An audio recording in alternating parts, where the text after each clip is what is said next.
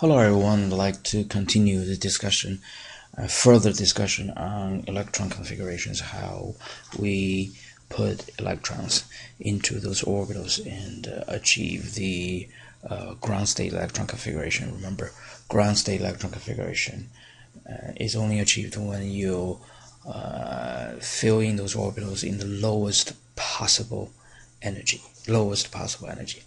Anything is not ground state will be in its excited states.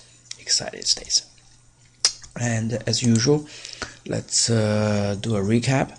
And here's again that pictorial representation of Bohr's model. You have a nucleus, principal energy levels, sublevels, and orbitals associated with those sublevels. And we learned in the Pauli exclusion principle, within each of those boxes you can only accommodate up to 2 electrons spinning in the opposite direction, as I explained before. The very strong magnetic attraction between the 2 moving electrons spinning in the opposite direction can overcome the very strong negative charge, we call the electric repulsion, electrostatic repulsion.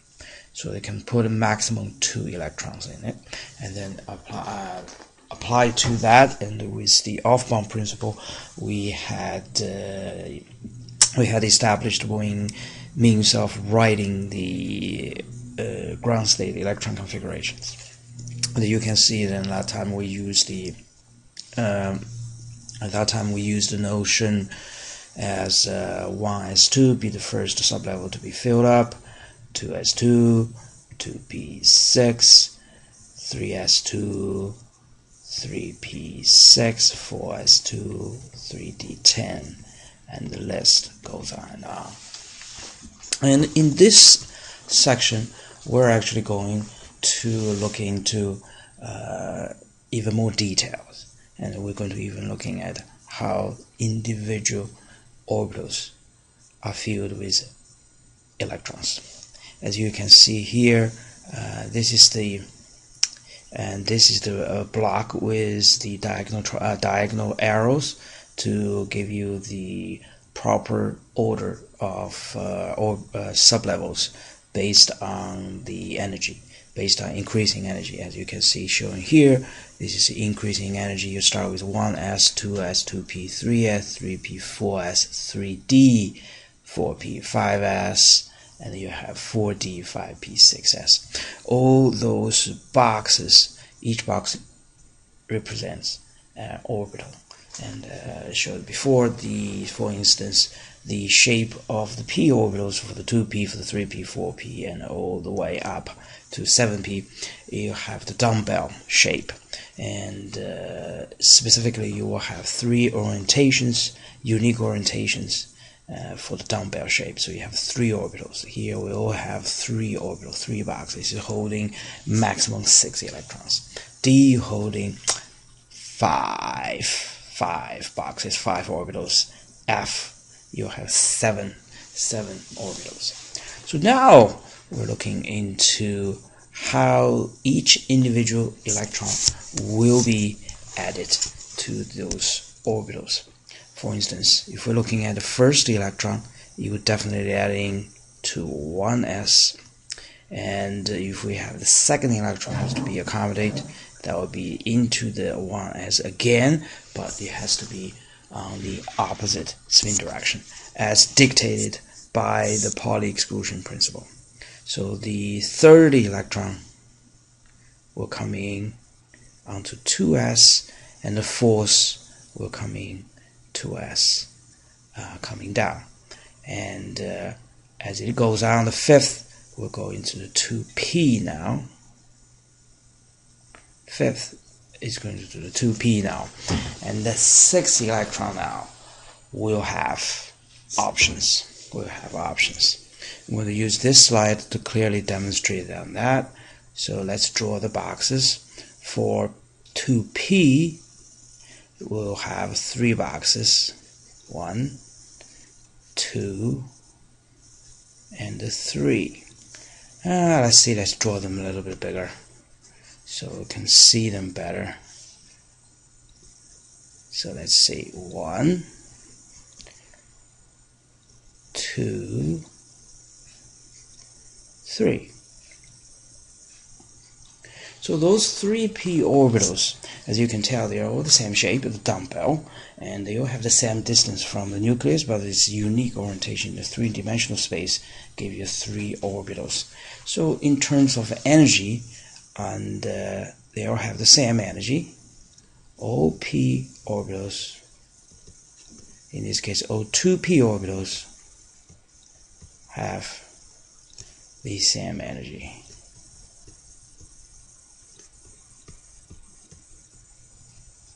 Okay, and let's see, the first electron on the 2p will go in here, and that's the then let's take a look at the second electron. Where would be the second electron go? I use a different color, just trying to highlight a different electron from the first one, and it has the options. It can go down here, as indicated by the Pauli exclusion principle, or you can actually this is the first option, and you can have a second option as the electron going down here and in the opposite spin direction, or you have the electron moving coming here.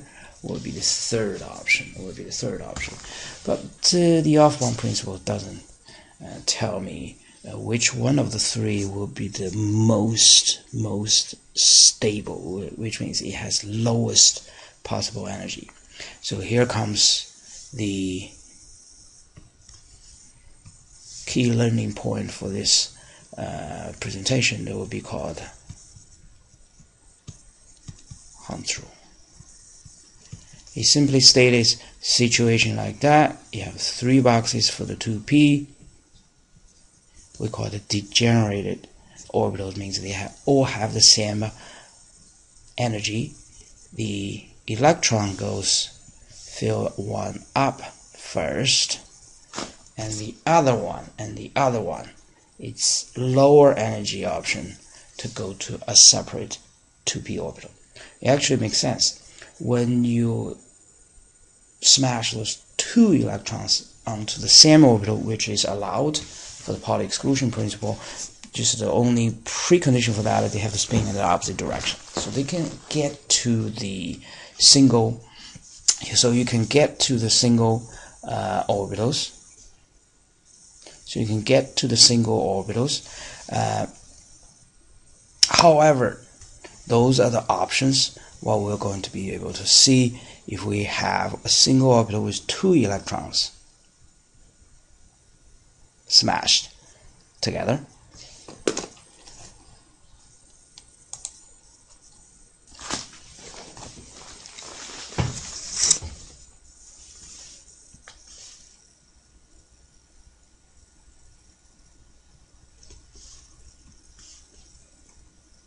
And here comes the orbitals in terms of this is 2p, and on the 2p sublevel we should have 3 orbitals.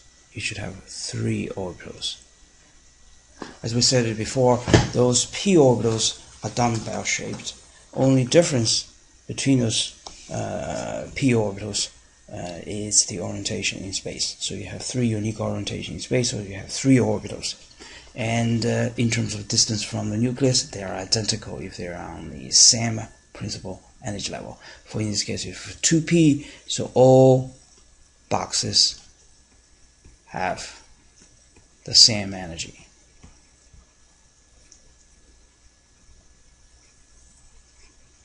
So when we start filling electron with it, the first 2p electron will easily get on as indicated by that. So for that will be the first electron. How about the second electron? So now you have options now. For 2p, 1, 2, 3. You can have one up and the other one down, just as indicated by Pauli exclusion principle. Those electrons sitting on the same orbital can coexist, but they have to spin in a different direction. So I call it option A. And now I have option B. You have the first electron here, the second electron in the other orbital, and it's spinning in the other direction, the opposite direction. So I also have a scenario C for 2p. Then you have 1, 2, 3 orbitals. One orbital is moving this way, and the other one orbital is spinning on a separate orbital, but the same direction. So which one of the three options for the second electron moving on to the p orbitals, p sublevels, which would have the lowest energy? And in this case, scenario C, as schematic illustrated by here, and this is the Hunds rule. Okay, this is the Hunds rule. It states when we have degenerate orbitals, meaning they have the same energy. So those orbitals on the same sublevel, they will have the same energy. The electrons will fill each individual one first, but spinning in the same direction before they are paired up. Okay, so to understand that is actually, if you sketch it, it actually makes sense. For a single orbital like this, you're putting one electron in, it's spinning in one direction. And if you're trying to put the other electron in, spinning in this direction, the strong magnetic attraction is there, but also there will be the repulsion between the negative charges of those electrons. So if the scenario presents the situation, I have now two orbitals with the same energy, and much easier for the electron to move on, the second electron to move on to another orbital with the same energy. So you do not pay the penalty for the energy, but you do relieve the negative and the negative repulsion by situating them in separate orbitals further apart. Okay, it's a lot better than they squeezed in onto the same orbital. So this is, in essence, that's the Hunds rule. But the later calculation, the further calculation indicated that they have to spin at the same direction. So that's the detail. I'm not going to really dwell on to give the explanation why. And this is the Hunds rule, and only happens when we hit the p sublevels. And as you can see, if I have a d sublevel, and then I will have, let's erase this, and coming back, use the same red color for the orbitals. D, I will have degenerated 1, 2, 3, 4. So you have 5 orbitals that is equal in energy, So if we want to fill the electrons in, and it has to go up, up, up, up, and up before it can come back and starts to pair them up. Pair up, pair up, and pair up. And now you get the picture. For Hunds rule, when those orbitals are degenerated, we fill them up with the arrows pointing at the same direction, individual electrons on separate orbitals first. Then pair them up. So let's take a look at a detailed question of how the orbital notation and how can this type of questions being asked. If you have a neutral sulfur atom, I'll ask you at its ground state, how many unpaired electrons are there? How many paired electrons are there? What is the sublevel with unpaired electrons? How many electrons are there on the sublevel with third highest energy?